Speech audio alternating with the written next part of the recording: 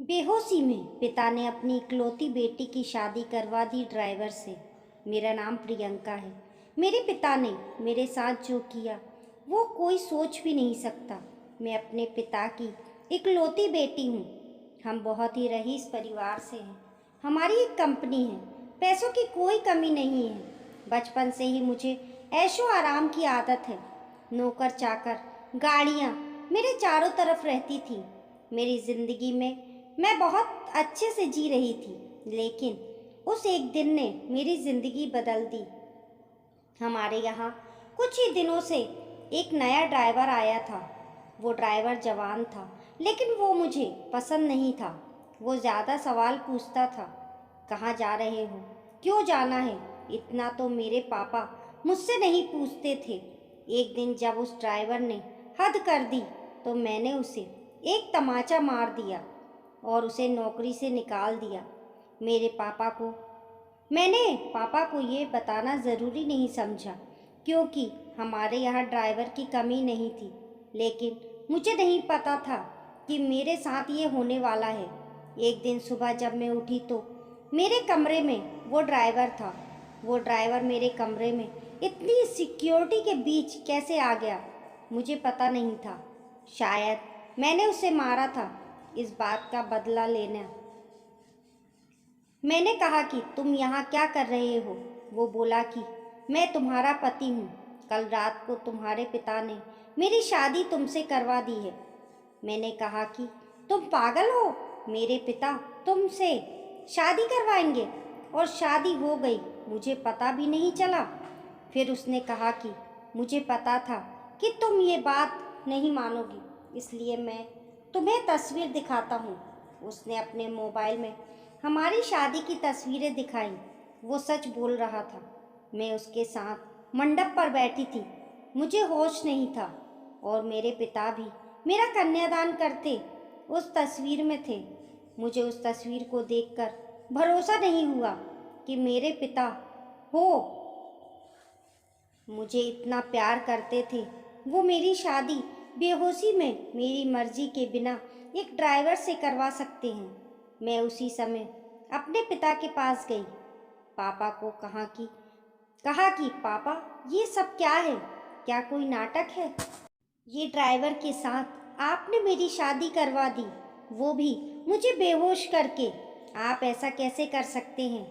पापा ने कहा कि वो मजबूर है। मैंने कहा मजबूर? हम मजबूर हैं? इतने बड़े होने के बाद भी इसकी क्या औकात है? हम इसके आगे कैसे मजबूर हो सकते हैं? वो बोले कि जबान संभाल कर बात करो, अब मैं तुम्हारा पति हूँ। मैंने बोला अब मैं इस शादी को नहीं मानती। ये कैसी शादी? ये मेरी मर्जी के खिलाफ है। वो बोला कि मर्जी तुम्हारे पापा की थी, जो इस तस्वीर में साफ दिखाई दे रहा है। वो बोला चलो अब मेरे साथ। मैंने कहा चलो कहाँ? ये मेरा घर है। वो बोला नहीं, तुम मेरी पत्नी हो और मैं अब तुम मेरे साथ रहोगी। अगर नहीं मानी तो ये तस्वीर मीडिया में जाएगी। मेरे पिता चुपचाप खड़े होकर ये तमाशा देख रहे थे। उसने मेरा हाथ जोर से पकड़ा और खींचकर ले जाने लगा। इतनी सारी सिक्योरिटी, लेकिन कोई उसे नहीं रोक रहा था। मेरे पिता भी जैसे बुत बन गए थे। पर क्यों मैं रो रही थी? वो वो मेरा हाथ खींचकर मुझे ले जाता रहा। मुझे नहीं पता था कि उनकी क्या मजबूरी थी। पर इन सब के बीच मेरी ज़िंदगी के साथ बहुत बड़ा मजाक हो रहा था। वो मुझे अपने घर में ले गया। घर नहीं, पिंजरा था। एक छोटा सा कमरा। बाथरूम के लिए भी कमरे के बाहर जाना पड़ता था। उसने मुझे कहा कि यही अब मेरा घर है, यहीं पर रहना है और खाना है। पास में भी बहुत सारे कमरे थे, उनमें भी लोग रहते थे। मैं ऐसी जगह आ जाऊंगी मुझे पता नहीं था। उसने कमरे में खाने का सामान रखा और कहा कि भूख लगी है, खाना बनाओ। एक थप्पड़ का बदला वो इस तरह लेगा मुझे नहीं पता था। मैंने कहा मुझे खाना नहीं आता। वो बोला ठीक है, मैं ही कहीं खा लूँगा, तुम फिर भूखी रहो।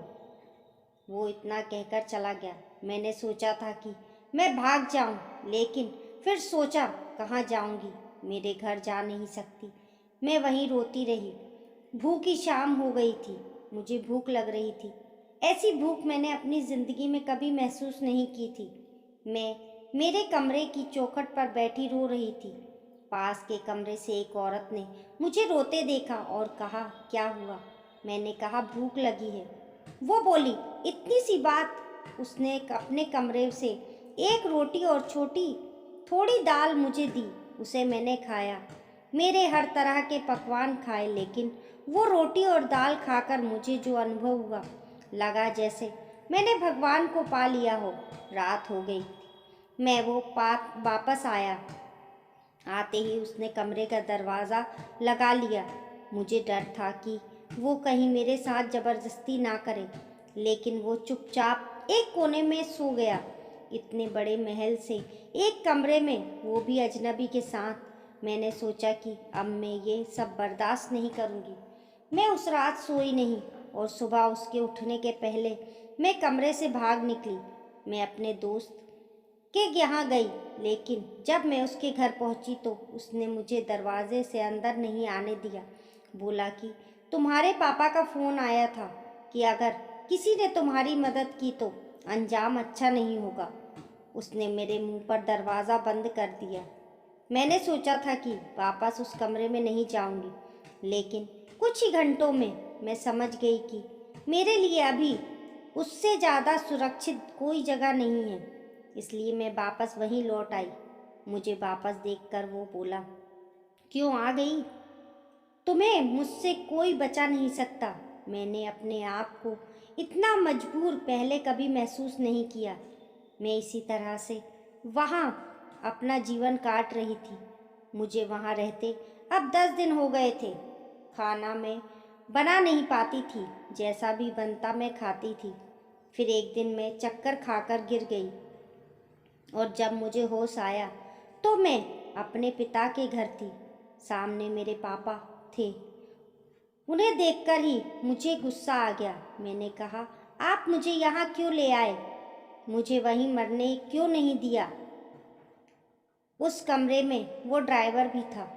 पापा बोले, बेटा, मैंने तुझे कितना समझाया लेकिन तू नहीं मानी, तो आखिरकार मुझे ये तरीका अपनाना पड़ा।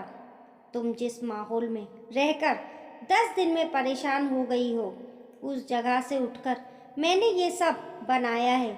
तुम्हें ये सब ऐसे ही मिल गया तो तुम्हें इसकी कद्र नहीं रह गई। तुम शराब के नशे में रहती हो। हमारे घर जो काम करते हैं तुम उन्हें इंसान ही नहीं समझती हो। कितने लोगों को तुमने मुझसे छिपाकर नौकरी से निकाल दिया। तुम्हें पता है नौकरी क्या होती है, कैसे परिवार चलता है? शायद तुम इन 10 दिनों में कुछ सीख पाई होगी। ये ड्राइवर नहीं, अरुण है, मेरे दोस्त और बिजनेसमैन रमन का लड़का। ये तुमसे शादी करना चाहता था। मैंने ही हमें इसे कहा था कि तुम पहले उसे जान लो।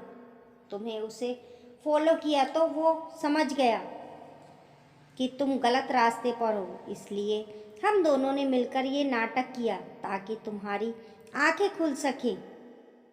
जिस रात तुम्हारी शादी करवाई थी उस रात भी तुम नशे में घर आई थी। पैसे और ज़िंदगी की कद्र करो। सबके नसीब में ये नहीं होता। ये सब मेरे लिए था, मुझे सिखाने के लिए। और सच में इन सब से मेरी आंखें खुल गई। मैं एक नई इंसान ही बन गई। अरुण ने भी मेरा फ़ायदा उठाने की कोशिश नहीं की। मुझे पता चल गया था कि वो मुझसे कितना प्यार करता है। पिता की ये सीख मुझे एक नए इंसान बना गई। कहानी पसंद आने पर लाइक करें और अपने दोस्तों के साथ भी शेयर करें। हमारे YouTube परिवार का हिस्सा बनने के लिए चैनल को सब्सक्राइब करें। कमेंट बॉक्स में बताना ना भूलें आपको कहानी कैसी लगी। मिलते हैं फिर एक नई कहानी के साथ।